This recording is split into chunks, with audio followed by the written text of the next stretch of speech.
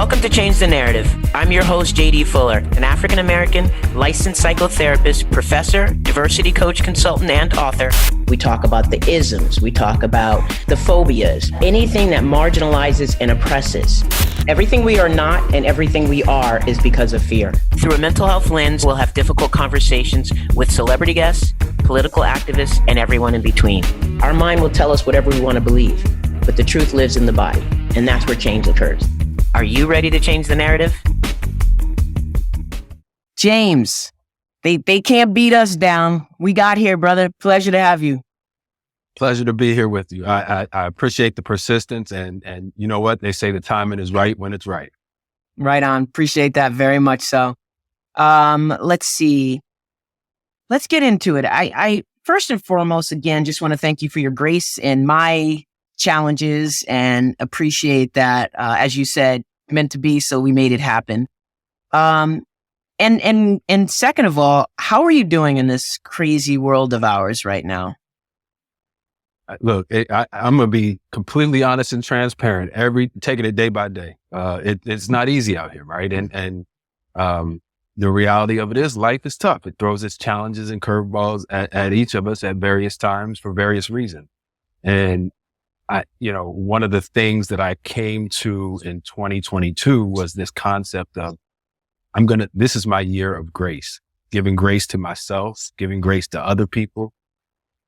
And I thought, okay, well, that's going to be over in 2023, but I've had to carry that theme over into this year as well. Right. And so, allowing myself the flexibility for that.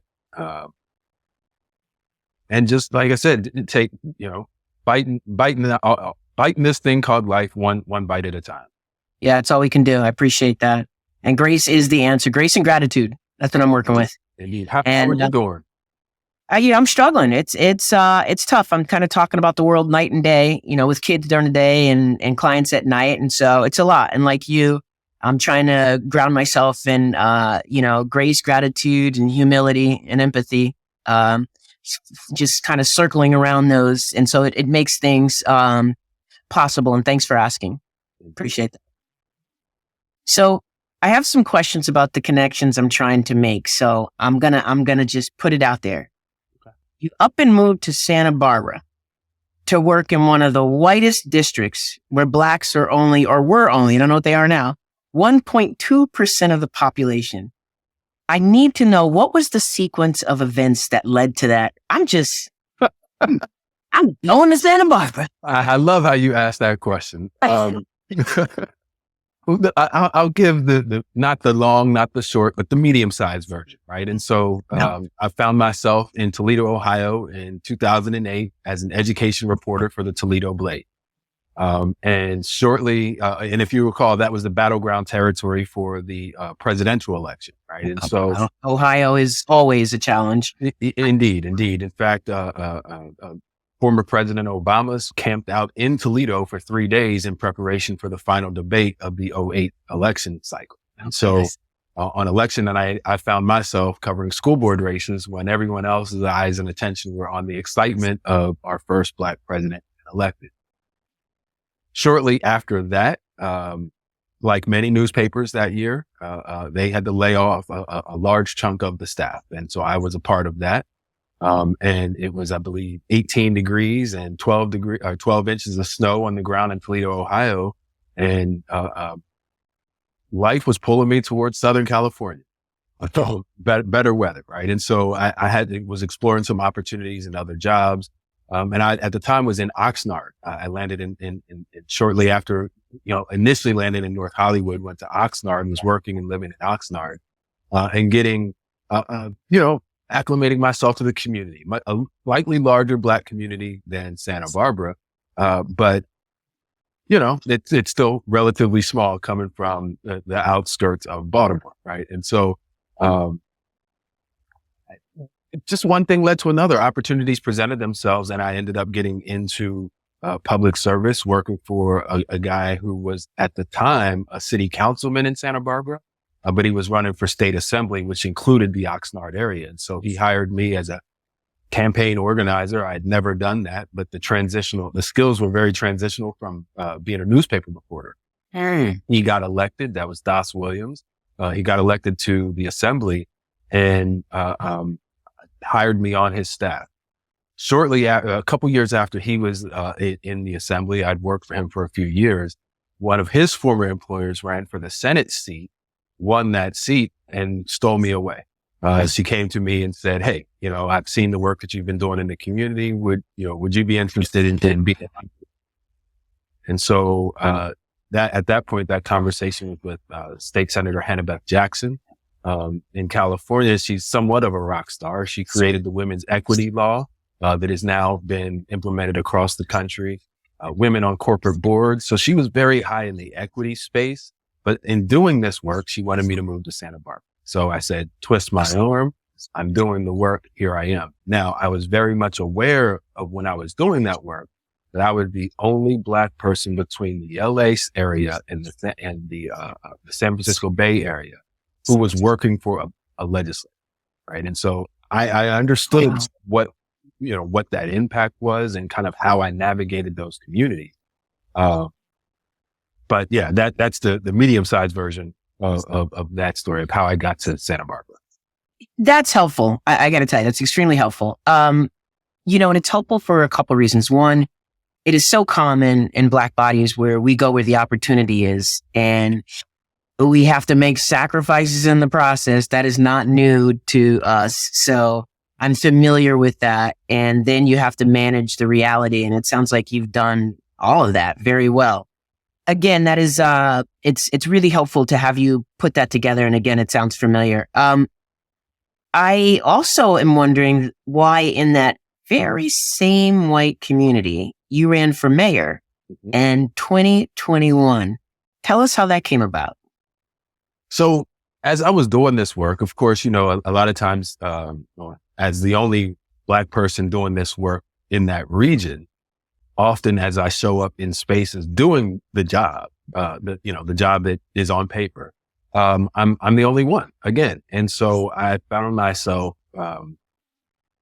that's not abnormal to me. And that's not something that I'm not slightly skilled at navigating. Yeah. But then to see the way that folks in that community would respond, whether who I was working for, the work I was doing or whatever it was, that kind of pushed me in one direction to start my initiative, Coffee with the Black Guy. Had started that in 2016 while I was still working for the senator. She termed out in 2020. And so as I'm working for her and I'm hosting these conversations in the community, and then it grows into something a little bit more where people and organizations are reaching out to me to bring me in to facilitate, I see there's value in being my authentic self in no matter how uncomfortable it is.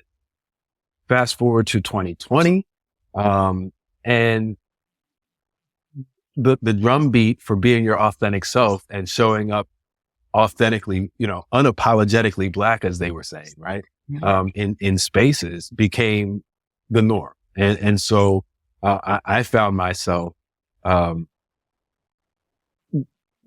gaining community, connections, the community cachet. Like, I'm not a rich man by any means, but I had a lot of connections and still do have a lot of connections. And was looking to leverage that. I had worked 10 years at that time in the state legislature, essentially being the eyes, ears, and sometimes the mouth for the state senator for close to 1 million people throughout the region. And then there was a leadership void in Santa Barbara. And I said, well, I've got a skill set that can be useful. And the thing that was needed at the time was this ability to convene conversations and bring folks together, no matter what the issue. If we're talking about where money is being spent in the city budget, that's a much easier conversation than racism in America for me. Right. Mm-hmm. And so I felt as though there were a lot of transitional skills that would have been beneficial for the city, and threw my hat in the ring to run for mayor of Santa Barbara in 2021, and ended up finishing runner up, ahead of the incumbent. And it was slightly a crowded field. It was 6 candidates in there. Was able to get runner up there, and was really proud of what, the folks that came out in support, the folks that voted for me, the folks that still come up to me and explain, you should have been our mayor, and these are the reasons why. And it is exactly why I ran. So for me, that's like that's a communication and a messaging victory. That's building community. That's a victory, right? It on small levels. And, that's the best we can do in our small spheres. So be it. I mean, that's incredibly impressive. Congratulations for that. Would you do it again? No. I paused because of the way that you asked the question. Would I do it again if the circumstances were right? Okay. But at the time, I'm not looking to run this next round. I have no interest in that. My life is taking a different direction. I'm a new father to a 6-month-old daughter. Congratulations. I wouldn't. I don't want to have to make that decision, the people or my family, right? And so I realize I still do have the skill set, but there are other folks out there that are, quality leaders and worthy of support. And it'll be interesting to see how it all works out this next one. Wonderful. Parenting can definitely change your priorities, so that is understandable. Excuse me. I want to talk about this. We're going to get into Coffee with a Black Guy, definitely. Sure. I just wanted to ask a question about this. I had a visceral response to this Washington Post article on your LinkedIn about some new research. I don't know how new it was or is, but reveals the physiological impacts on experiencing racism and how it, what it can have on the individual, including depression, PTSD, diabetes, obesity. Constant racial stress wears down the brain and body and sets underrepresented groups at even more disadvantage in achieving equity. Equity is that word for me that I've been really wrestling with, because I'm really trying to figure out, is it really a thing in society? Is it something really that can be achieved? I'm feeling a bit doubtful about it, but I like people's different perceptions to inform mine. And then it goes on to say, that's one of the many reasons why we do the difficult work that's necessary. And I disagree with that slightly, because I think we do this difficult work because it's a matter of life and death. Absolutely. Yeah, you agree? Absolutely. And I've said that almost every time I gather a group and I'm asked this wide question, trying to get at that. It is a matter of life and death for me. And right. I do subscribe to the concept of both and, right? So I do believe that, some of the things that were said in the article, I understand that, I posted the article, but my sister has been telling me about this concept of weathering for years since I've been doing this work, of how racial trauma and confronting racism front on can weather your body, weather your soul, and all of that. And of course, it's my older sister, so it didn't make sense until I read it in an article, right? So, that is a reality, right? And you may look at some of my bios and it says, my aim is to combat and put an end to racism. That's a lofty goal. I have no, I'm not a Pollyannish individual. I don't think that that's actually going to be achieved, but it can still be our goal, right? And so we can still work towards it, and we can chart our progress in that path. But it is absolutely an element of life and death. Every time, just seeing, there was an incident in California here just this week where law enforcement were beating a man who led law enforcement on a high-speed chase. He ran into a telephone pole, and then law enforcement officers pulled him out the car and were beating him while he was down, face down, arms spread out, right? And I was having conversations about that with the context of, I've been told specifically from law enforcement officers, if you run from us, I'm going to beat your ass when I catch you, right? I've also had friends in law enforcement who said, when suspects run from us, they're going to get it when we catch up with them, right? I understand that mentality. That is why it's a matter of life and death. I can impart one seed of perspective, one seed of humanity in some of those cycles, whether it's somebody who's related to or even an enemy to one of those officers engages in a conversation, get the light bulb turned on, goes and has a conversation, and that officer overhears it, that's going to have an impact, right? So that's what I talk about planting a seed. I can't concern myself with fertilizing it. I can't concern myself with watering. All I do is plant. There are other practitioners out there who do the other stuff. Right. But understanding that sometimes people just need an entry point to their own discovery. Sometimes folks need an extended hand to seeing a different perspective and the value. That's, I think I kind of went off on a tangent on that. No, actually not. I think you gave a well-rounded answer, and I totally agree with I definitely agree with I also think that, if there's any humanity in individuals, you have found a way to reach it. And I'm a firm believer that people learn in relationships with others. And so that's what you've created with, starting Coffee with a Black Guy. I remember being there early on in my career and feeling like I could tolerate that. Now I'm near the end of this career and I'm like, yeah, I can't tolerate it anymore. But I love that it's being carried on by you and others. I think it's really important. And you said, your goal is to have a social impact movement that seeks to merge the tactile and digital worlds to bring greater understanding, compassion, empathy, and love in our shared global community. Break that down a little bit. We can't hide behind our screens and phones, right? It's real easy to hate from a screen. Tweet or whatever they're calling themselves now. And all of this stuff that we engage in, that we've been socialized to engage in intentionally. Mm-hmm. The aim is to break down that interpersonal divide that exploits and allow folks to see the humanity in one another. It's really difficult to hate. It's my belief that it is really difficult to hate face to face when you don't start in the red zone, right? So if you're sitting down out of genuine human curiosity over a cup of coffee and are engaging in conversation, dialogue, that's a very different and difficult environment to hate in. Mm-hmm. When you're in that environment, that's the area where seed can be planted. That's the area for personal growth, those relational connections. There's something called contact theory that's utilized to explain away racial divisions, right? And so the more contact you have with quote unquote the other, the less other they become. Mm. Yeah. Philosophically, I get it. Mm-hmm. And I love that you are building on it. I think it's incredibly valuable.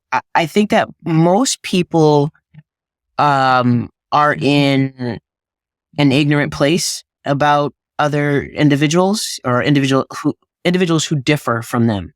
I think that unfortunately we don't learn a lot in school, and if we don't educate ourselves, people can continue to move through the world with that ignorance. So I guess another question for you is, give us a feel of what it's like to enter the room and have these conversations at any given meeting. Like, what does it look like? Just a taste. So for me, generally, I try to get myself in the right mental space. So I have a playlist that I listen to before I go into any engagement, right? And so that allows me to kind of get into this calm space, this developmental space. And when I enter the room, I bring that energy with me. Whether it's 3 people in the room or 130 people in the room, right? And so I'll enter with that, have somebody from that organization do the why are we here? Why is this important? And basic introduction. Simple, right? Because that gives third party buy-in. That gives that somebody in-house that's going to show buy-ins. This is an important conversation and we're going to set the stage. From there, I just basically open it up. I have some guiding principles that I encourage. folks to abide by it during these conversations, which help us stay stay off the gutter and stay in bounds as we're fuddling through these conversations. I'll introduce those principles, and then it's essentially town hall format for conversation. So what do you say to people who might say, this is another example of white bodies learning what they may choose or choose not to learn or receive at the cost of racial trauma to Black bodies? How do you respond to that? I think that that's a fair and accurate statement. But I also believe that if not me, who? Mm-hmm. Right? If at that time you have done this, I'm sure there was there was this passion behind doing it. And then there's no longer this passion. So the torch gets passed on. While I still have this passion, it is my obligation. I'll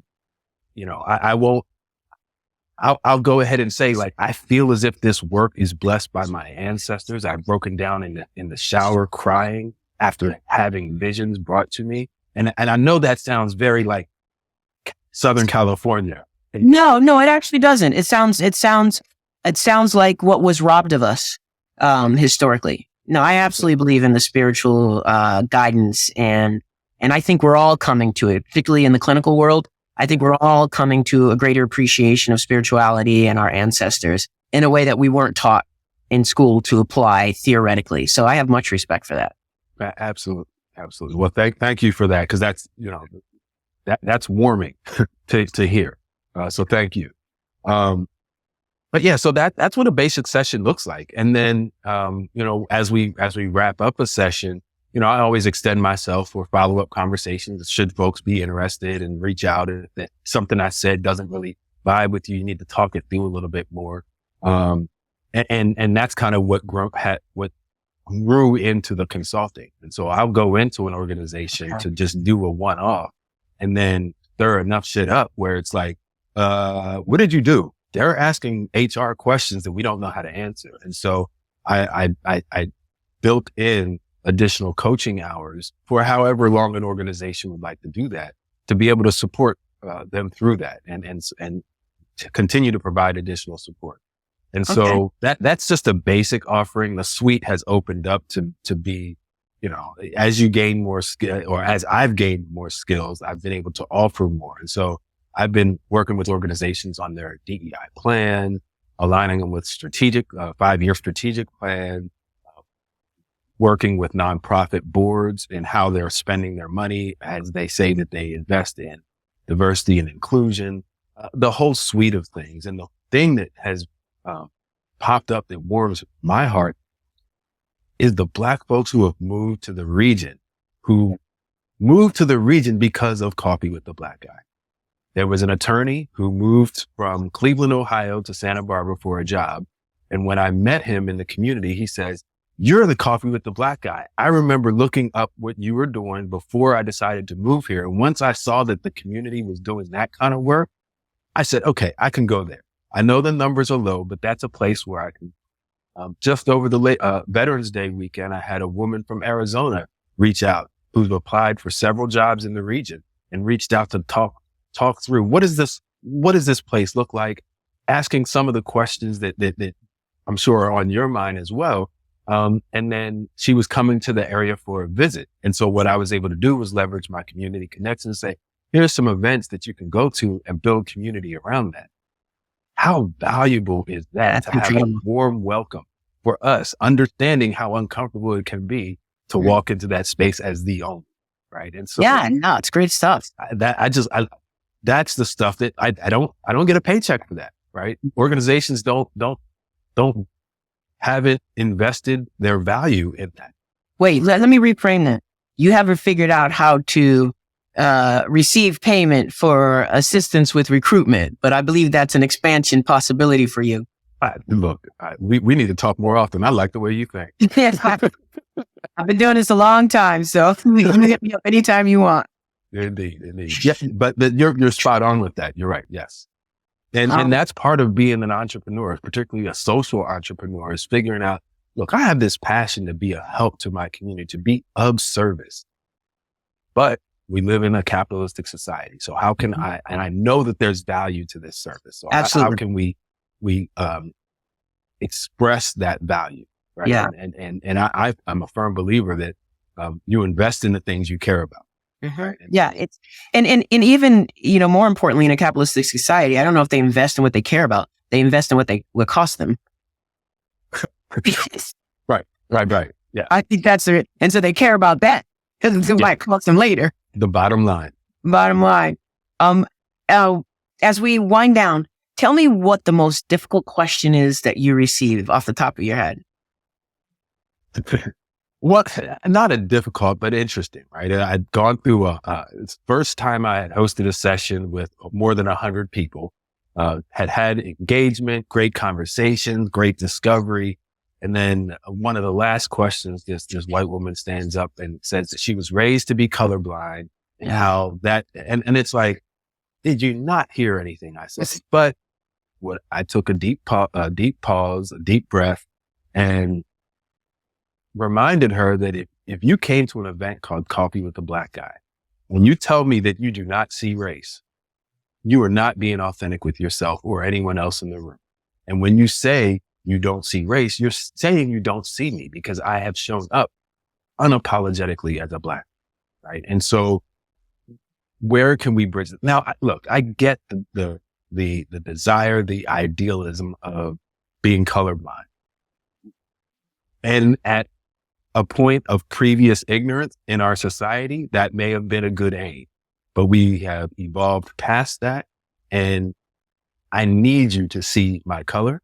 I need you to see my race, and I need you to act equitable once you see that, right? And I know you did say that concept of equity is a challenge for you. And what that means to me is see me, see my race, then forget it. Okay. Right? See me, see my race, and then forget it. Yeah, do the things that you need to do to make sure that that you're treating me equitably with others, with everyone. So that may mean, in the educational realm, they call those reasonable accommodations, right? So the concept of reasonable accommodations based on race, and then forget that because we've got a mission to do. And I think my difficulty is that, the true meaning of equity is that you're going to give me more to make up what you robbed me of. And they're just not ready for that. They're not ready for that, not willing until we become the global majority that they fear. I don't know that systems can even conceptualize what equity looks like. It's not going to be considered until it becomes a problem for that bottom line. Yeah. You know what I'm saying? So that's the challenge. Is like, I need you to do more than you're doing because we've been robbed for so long. So my basic prescription out of Coffee with the Black Guy conversations is get comfortable being uncomfortable, right? That means have the conversations, engage in the difficult engagements and encounters.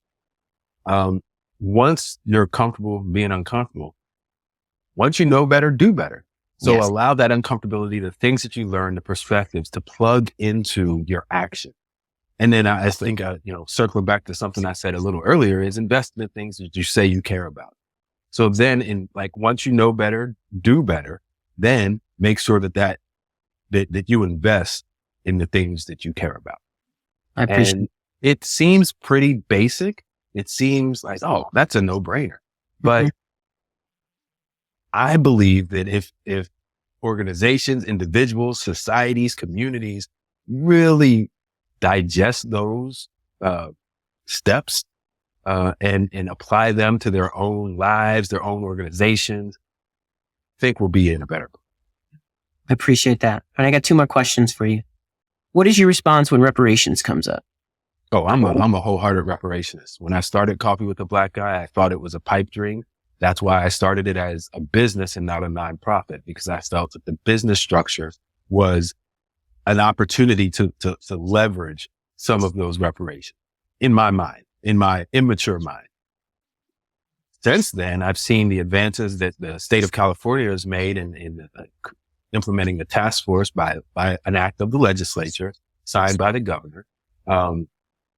I've seen that movement. I've seen and engaged in many of the hearings that have been held for that and read through and been a part of some of the public readings for the report that was given.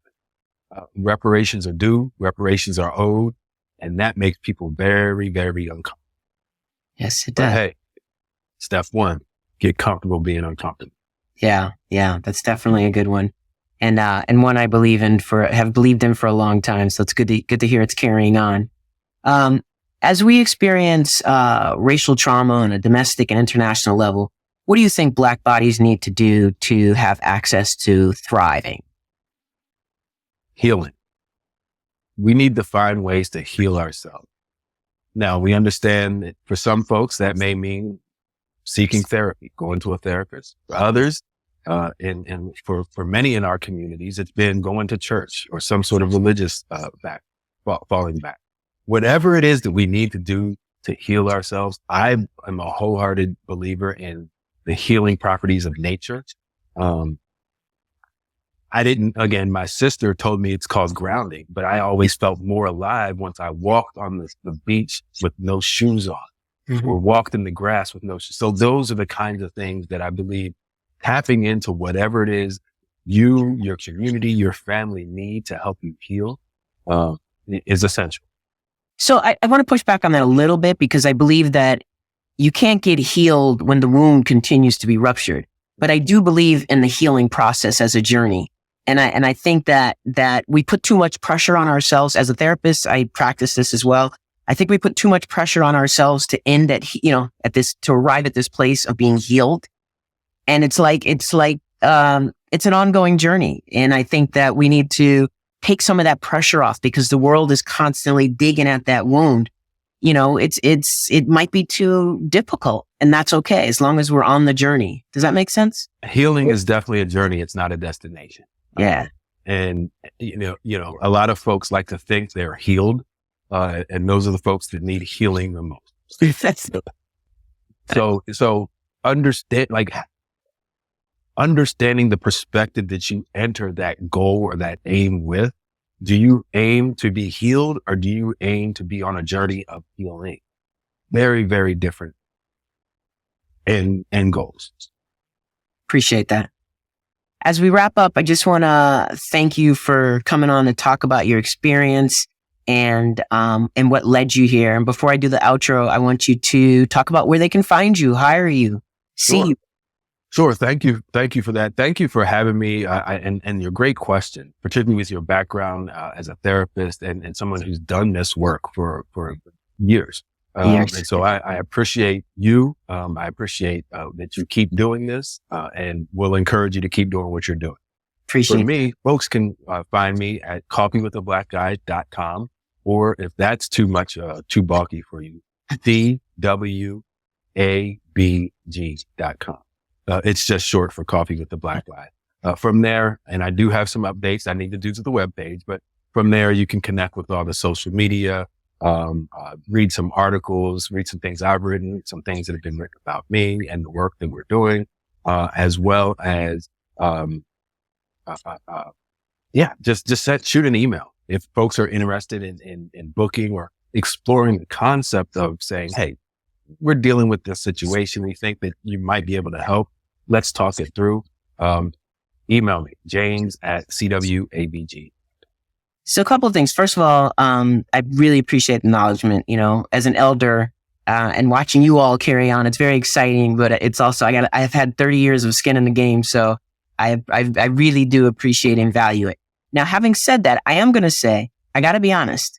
I had a few doubts when I heard about Coffee with a Black Guy. I thought it might be another homogenized version of us trying to take it easy on white bodies and give them the space to, be fragile at our pain, at the cost of our pain. But, like any other Black person who doesn't know, you might initially wonder, where are you coming from? Because it could potentially sound suspicious, right? So I did my research and I didn't know. I didn't know where this was going to lead. However, after researching you, and hearing you speak about your forum, I truly appreciate how you integrate the fact-based aspect along with a humanistic approach. I like that you are facilitating conversations and you are creating dialogue and you're being authentically yourself. I think it's important that different bodies use innovative strategies towards the same desired outcomes. So keep doing what you're doing to continue changing the narrative. And thank you so much for being on today. That feels so good to have community pour into you, right? Mm-hmm. Thank you. Thank you. I mean that. Thank you. That hit. Right on. Was supposed to. Thank you. Yeah, receive it all. I don't say anything I don't mean if you've ever watched one of my podcasts. Oh, yeah. Yeah, I know that's the truth. Okay, James. Reach out with any inquiries. You know where to find me. And thanks again. And I'll be in touch with you when the show drops so you can circulate it. Great. I appreciate it, JD. I really, really. Right on. Take care, brother. All right. Thank you. Take care. Okay. Bye.